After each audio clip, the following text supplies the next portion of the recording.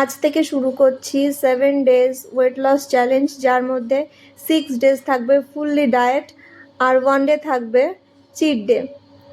এর আগে আমি মাত্র 5 মাসের মধ্যে 24 কেজি ওজন কমিয়েছি। তো চলো শুরু করা যাক। সকাল সকাল মেথি মৌরির জল গরম করে নিয়ে চলে আসলাম। সকালে ফার্স্ট এটাই খাবো, তারপরে ওই 10টা সাড়ে 10টার দিকে অল্প একটুখানি দুধ চা চিনি ছাড়া আর একটা বিস্কুট খেয়ে নিলাম। তারপরে দুপুরবেলা 2টোর দিকে ছিল 3টে ব্রাউন ব্রেড, একটা ডিমের অমলেট আর একটা ডিম সেদ্ধ।